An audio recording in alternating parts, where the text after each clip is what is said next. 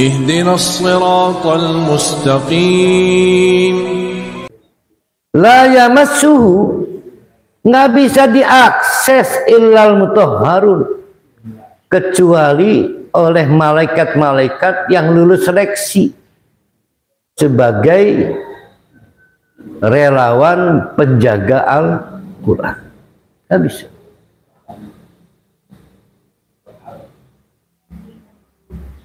Nah, Al-Quran itu tanzilun, sekaligus turunnya dari Allah ke cloud, awan itu, ya storage ya, sekaligus dalam satu sistem bernama Lauh Mahfuz. Dari situ Al-Quran diturunkan melalui Nabi malaikat Jibril kepada Nabi Muhammad. Tanzilu min Rabbil Alamin, secara bertahap-tahap dari Lauh Mahfuz ke Nabi itu 23 tahun, namanya tanzil. Sementara yang di atas namanya nuzul. Dari Nabi Muhammad kepada audien itu juga 2-3 tahun. Itu melalui kegiatan namanya tilawatun. Jadi ada nuzulun, tanzilun, tilawatun. Apa bedanya? Tilawatun lebih kompleks. Bukan hanya mengulang repetitif, mengulang lagi agar terhafalkan, tapi juga meminta adanya praktek, ya, pembuktian. Maka disebut tufallau, yang dibacakan tufallau, diikuti aksi, itu tilawah. Fallau itu tilawah. Maka oleh Aisyah disebut Nabi itu Quran berjalan. Ya dia mengajarkan menghafal, ya dia mencontohkan praktek itunya. Tapi tafsir belum berkembang. Tafsir kita ini tada berkurang, tafsir belum berkembang. Ada Ibnu Abbas mencoba, kadang-kadang dia takon lagi pada Nabi, Nabi masih dimakan konon. Maka Nabi penafsir pertama, kemudian Ibnu Abbas dan lain sebagainya. Hebatnya Al-Quran tidak pernah habis dikaji dan tidak pernah berhenti untuk dikaji, sehingga berkembang lagi. Jadi apa itu Al-Quran sampai di ayat 80 itu? Al-Quran adalah kata-kata Allah. Kita nyebutnya kalamullah. Itu dulu tuh paling jumpa pertama kalau ada tebak-tebakan itu apa sih disebutnya? Misalnya Manar cakep, Manar lelaki, apa disebutnya? Kata berkait yang iya. Aris Kojon. Al-Quran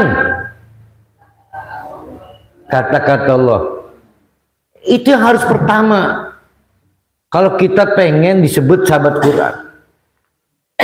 Sekarang kita rubah, buik Quran merdu. Menarik nih, kemungkinan benar begitu jawabannya. Berarti dia bukan kata-kata Allah, tapi alunan merdu Hanan Atta. Alunan merdu Muammar. Saya mah orang dulu ya, tahunya Muammar ZA. Itu bukan Quran yang akan menjadi sahabat kita, bukan. Maksudnya gitu ya. Jadikanlah Al-Quran jadi sahabat kita di akhirat, karena pertama kita mengelola Al-Quran itu sebagai kata-kata Allah. Satu itu dulu. Ustaz nggak boleh dengar MP3. Oh, bukan itu maksudnya. Kalau betul kita mengelola dia sebagai kata-kata Allah, maka MP3, YouTube itu cuma player loh. Dia cuma alat, device dia. Player. Tapi sikap kita nggak berubah. Ini kata-kata Allah nih. Maka ambil air wudhu, duduk yang rapih, ambil air wudhu. Kalau lagi nggak punya, lagi haid, jangan ambil air wudhu, ambil air minum. Ya. Duduk yang rapih, nggak boleh sambil tiduran, tidak boleh gemeledek tangannya sembari nyapu, diam. Waan situ. Dengarkan, ini kata-kata Allah. Berarti percakapan satu arah. Dengarkan. Belum, kan satu arah. Kan kuping ini. Ya, satu ya. Yang kedua, kita akan dikalibrasi, diuji seberapa penghargaan kita bahwa Al-Quran itu barang mahal. Tadi Al-Quran itu apa? Ya, itu menuntut namanya attitude. Sekarang rasa hormat kita pada Quran. Seberapa rasa hormat kita bahwa Al-Quran itu maknun, barang mahal. Maka perlu dilakukan 3 tes. Akan berkaitan dengan skor. Semakin tinggi, maka tingkat penghargaan kita pada Quran tinggi. Tes pertama adalah tes pemahaman apa yang dibaca. Karena dilarang kita itu membaca Al-Quran yang kita tidak tahu artinya. Dilarang. Apalagi pada ibadah-ibadah yang mahdhuf. Jangankan sholat, deket-deket aja nggak boleh. Kalau kamu masih mabuk, masih belum paham yang dibaca dari Al-Quran, hatta ta'lamu, sampai kalian paham mata kulu yang dibaca apa tadi. Jadi aja ngarep suhur lah, macam sing paham baik. Pahami kulu aja nggak apa-apa. Tapi tolong 1 rakaatnya 1000 kali. Kulu. Nah, terlihat di sini semakin paham, misalnya gini, kasusnya surat apa deh kita? Surat Al-Insyirah. Alam nasroh laka sodrok. Seberapa paham Buniyati Endah pada Alam Nasroh? Dijelaskan begitu, skor 80. Itulah nilai penghargaan Buniyati Endah pada Al-Quran sebagai barang mahal. Di tangan orang yang nggak paham, maka hancur harga Al-Quran ini. Hancur. Ustaz 30 juz dia hafal. Oh, nggak bicara itu nanti. Nggak bicara itu. Dia sama dengan orang mabok, masih diizinkan, dihalalkan ada Islam dulu. Ada adzan, sholat, ngelantur dia. Kita sebut ngeranyam. Ya. Sama. Jadi saya nggak dapat pahala. Berhenti bicara pahala. Gara-gara ulah kalian Quran jatuh harganya. Maksudnya itu loh. Quran jatuh harganya. Ya mak.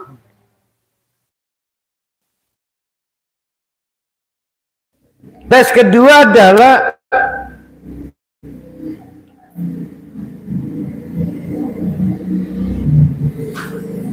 seberapa banyak ayat atau surat yang sudah dipahami dihafalkan. Hafalkan setelah dipahami. Kita balik. Bagaimana mungkin kalian menghafal yang tidak dipahami? Namanya ngeranyam. Kamu menghafal istri orang, yang dihafal apanya?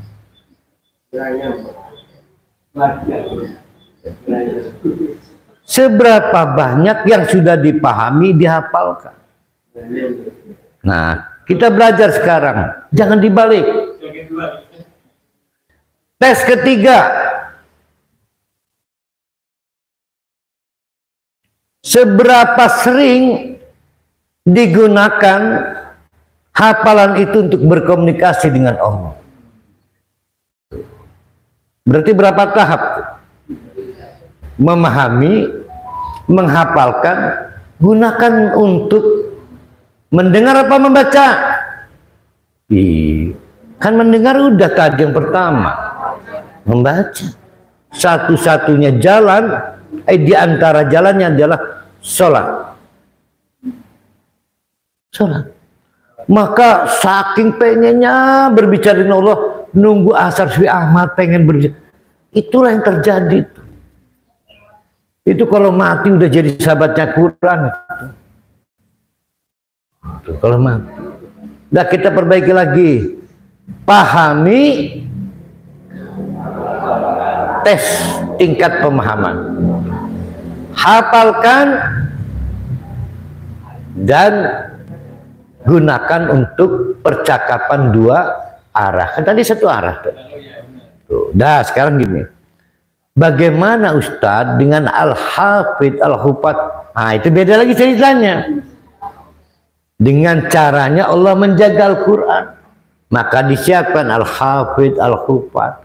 Kita bicara tentang bagaimana caranya agar di akhirat kelak kita dapat ijazah namanya sahabat Al-Quran.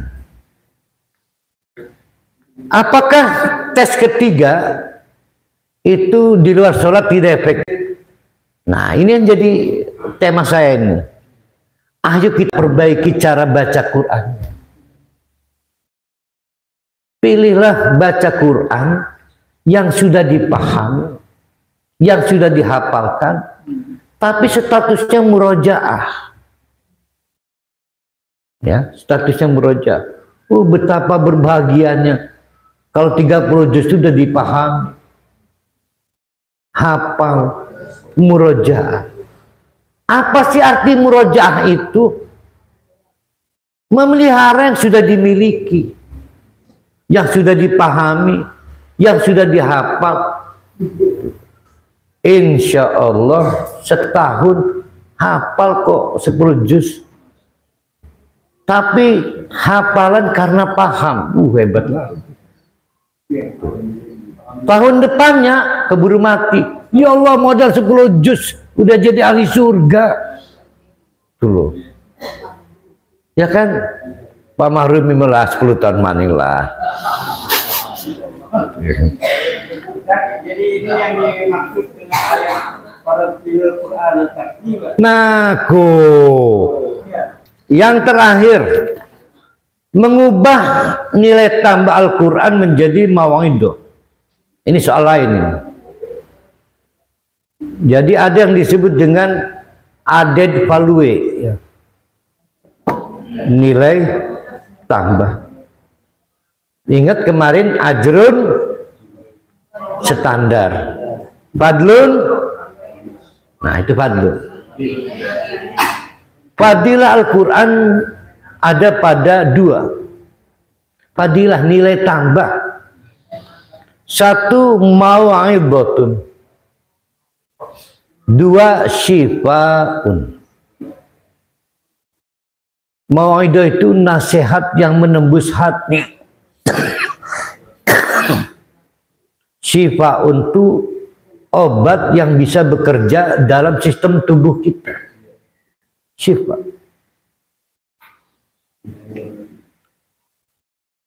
Baik mau'idah maupun syifa tetap membutuhkan syarat satu, dibukanya akal budi.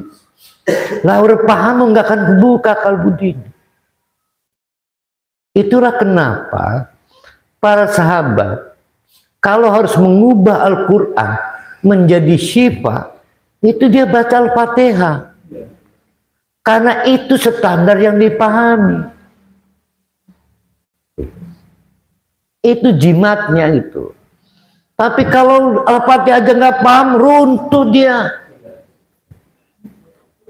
Jimat nggak bekerja dengan baik. Kita nyebutnya sugesti kan.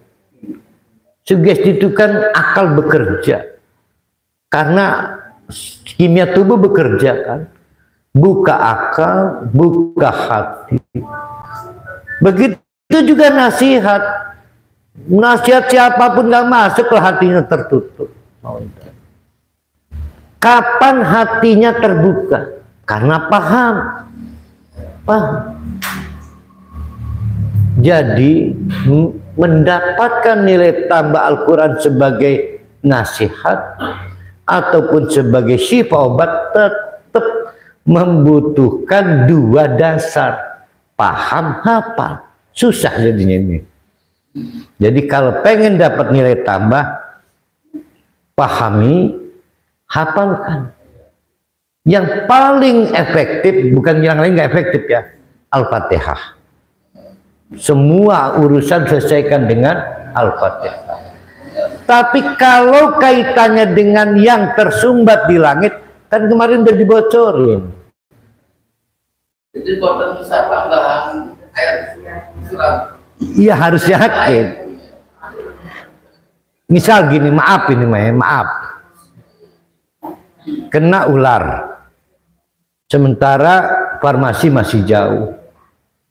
Darurat emergensi menahan toksinnya apa? Maka kita minta si korban hayati. Kamu hafal Al-Fatihah, hafal. Paham Ustaz. Ayo baca di hayati, tartil. Dia bisa secara kimia tubuh bisa menahan toksin itu aja. Satu. Tapi kalau berkaitan dengan membuka yang macet, kan kemarin udah diajarin surat An-Nuh ayat 5 sampai 11. Itu pun syaratnya paham, hafal. Baca, percayalah yang tertutup terbuka. Jadi kembali ke Fadlun, saya tegaskan Ustadz Gati tidak efektif obat Quran karena dasarnya salah. Kalau pengen mendaya gunakan Al-Quran sebagai mau'idah, obat lagi galau, dan syifa obat untuk aksiomatik, maka syaratnya tetap dua, paham, hafal. Sepanjang tidak paham, tidak hafal, dia jampi dia.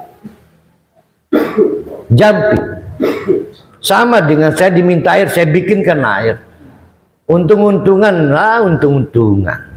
Cari keuntung-untungan. Jadi sepanjang bapak-bapak, ibu-ibu tidak paham, tidak hafal yang dibaca untuk obat, baik surat Al-Fatihah maupun yang kemarin, surat Nuh, maka dia namanya jampi. Tidak memiliki kemampuan fadilah yang terbaik.